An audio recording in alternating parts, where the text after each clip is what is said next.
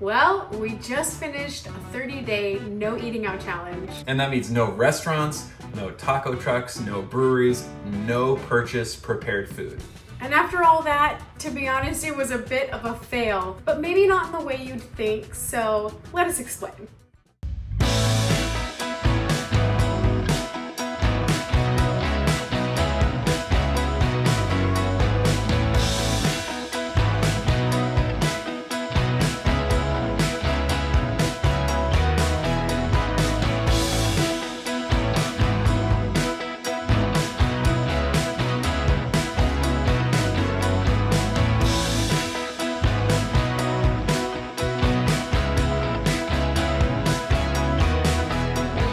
Let's jump right into why we took on this challenge in the first place.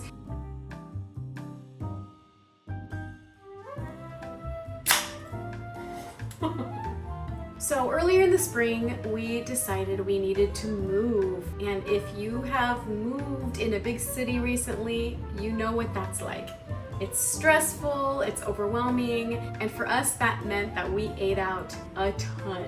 Yeah, I mean, you've got your pots and pans and boxes, you have your plates and boxes, you're tired, you're hangry, so a lot of fast casual, a lot of dining. Yeah, the last thing you want to do when you're tired and stressed is sit in the kitchen and cook up a meal. And do the dishes. Right, the dishes, that's a big thing for us. So over the course of the spring, we felt ourselves spending so much money on eating out. And it's not always the big restaurant moments, it's the little things, the quick takeout, or maybe hitting up a drive-through real quick. You know, it just adds up. Even the coffee runs.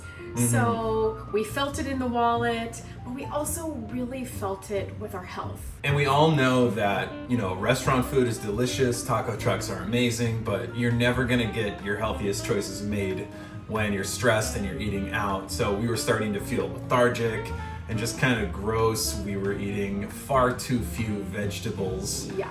And we knew that we needed to make a change. And on top of all that, we love personal challenge videos, especially me. I love seeing someone choose something kind of challenging or self-improvement related that they're gonna do for a set amount of time. And I love it when they're really honest about how that process went. So that's what we're trying to do here. So here's how it went.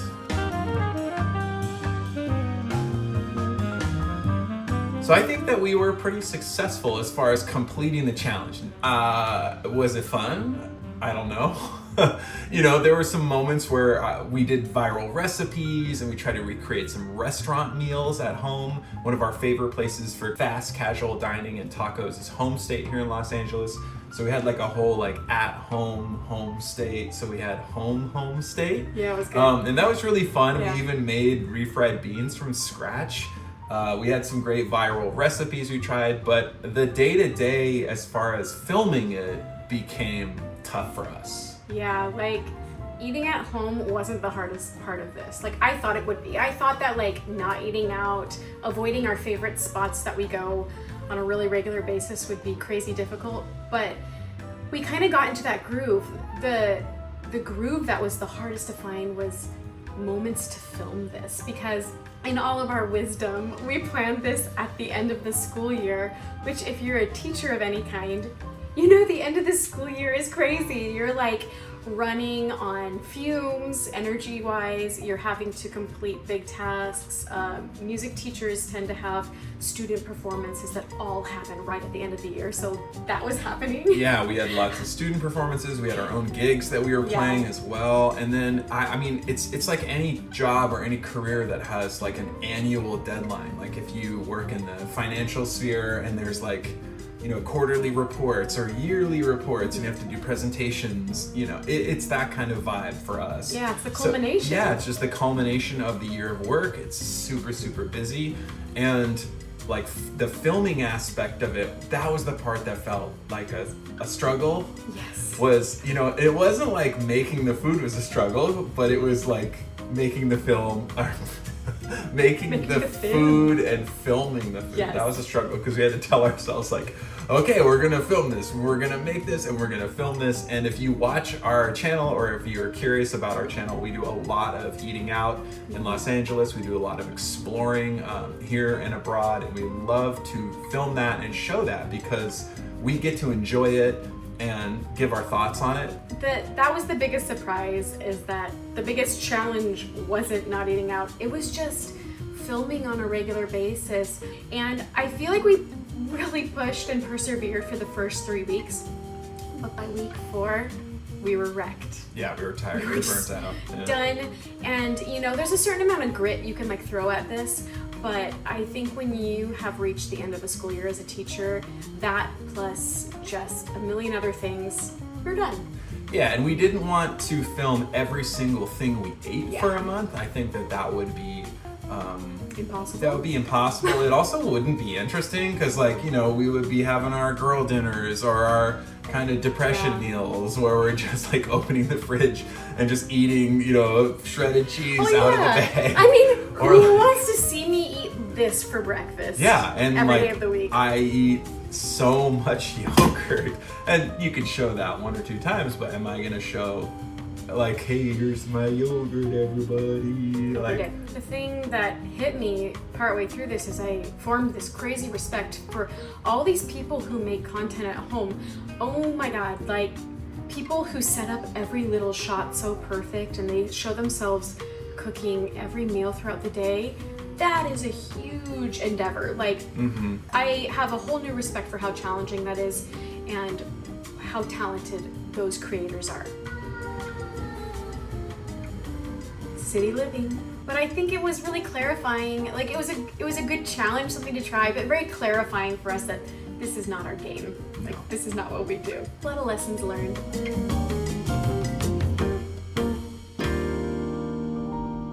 So speaking of like what was hard about it or like what we learned from it, I think the thing that was really interesting to take a look at, because this was the first time, as I referenced before, we've done this out of necessity. This is the first time we chose to do it, really. Yeah. So life revolves around eating out. Like, really, in the US, eating out's the thing you go do. You go out with your friends, you go out to eat. We didn't go out with our friends. We, want to celebrate each other and have a date night. Date night is home cooking, so it's like life kind of revolves around eating out here. Yeah, I think it goes even farther for me because I'm the one out of our little duo that's on Instagram most of the time as the West Coasters, and I'm constantly tracking what's going on in the food scene here.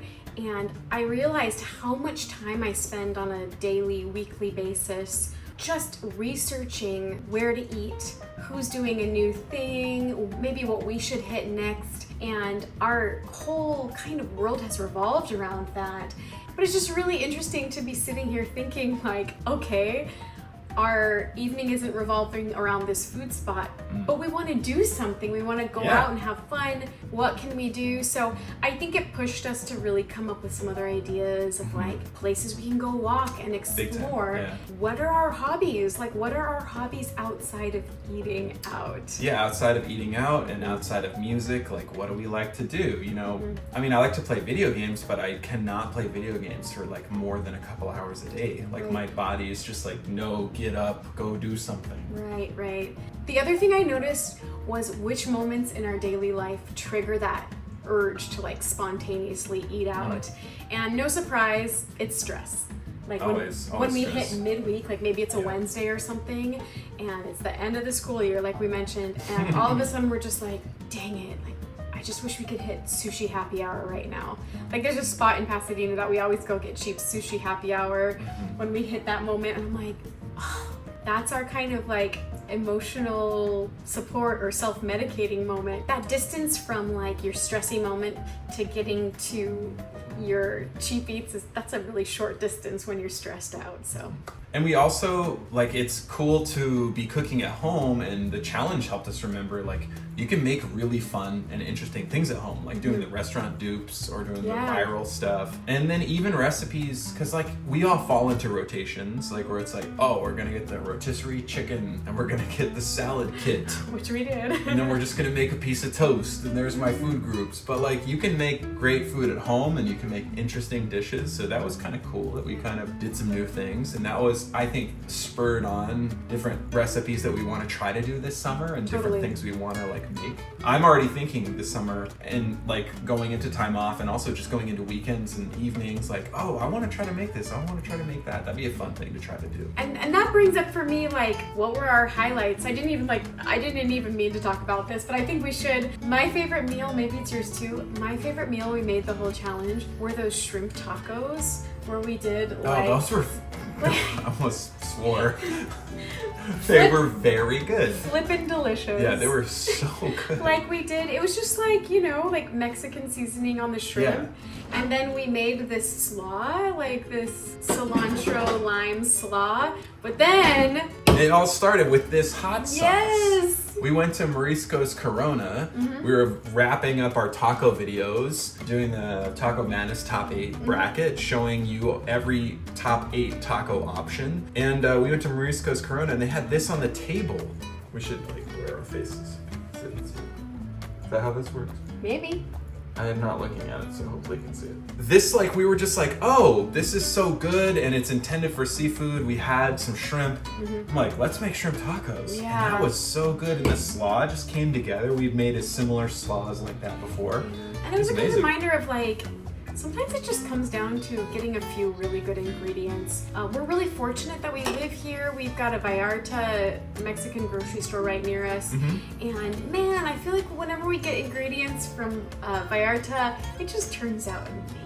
Yeah, we have Vallarta, we have Aldi, we have Trader Joe's, we have a Costco close by, and then we have the big brands as well, but those are the stores we typically shop at. Oh, yeah. And like H Mart. Yeah, we have an H Mart, 99 Ranch. So even though we're in a city, it's very vibrant, and the food scene, as far as even home cooking, you can get a lot of great ingredients. So to sum it all up, I think we're glad we did this. I'm proud we accomplished eating at home for a month. It took so much, like, grit and determination for us to make that change to our lifestyle, and it was definitely a really big learning experience. But all that being said, at this point, we're just excited to get back to, like, our regular West Coasters content. And, you know, it's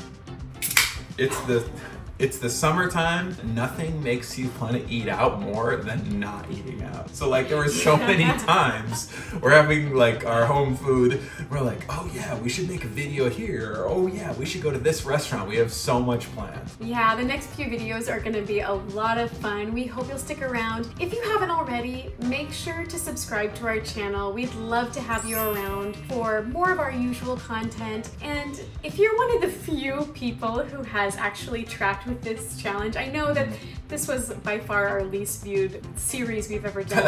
It was definitely more for us than for, like, the numbers of the channel. But if you have tracked with the series and commented and supported us, thank you so much. That means so much more to us than you would ever know. We really appreciate you. And thank you for sticking around till the end of this video. And until next time, cheers! You mentioned that, like, if you stuck around, leave a comment. Really leave a comment, like, let us know. And a little insight into our minds, and I'm sure that other people are having these thoughts too. You have an idea, like, as a YouTube person, you're like, oh, I want to make a video about this, or I want to try this, and then it just, like, fails spectacularly.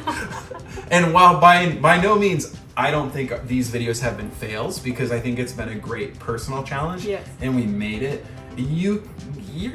No, we're not blind. You look at the numbers and you see they're down, like our numbers are down, but I think that it was awesome for us to do this challenge. So I just got to throw that out there. This is unscripted conversation, but yeah, I mean, right? If you're someone out there and you're trying to be creative and coming up with ideas, like, I think it is so impressive when someone just goes with a creative idea without that guarantee of the numbers, you know? So if you got that wild idea, Like, I think that's so cool, and you get after it. Yes, and again, like if you did watch these videos, tell us honestly, Yeah. like what you think. Are you like, get back to the taco trucks, fly to Japan, I'm sick of this? Like, put it in the comments, you know, let us know what's up. Yes, and Peace. I need some of this beer. Like random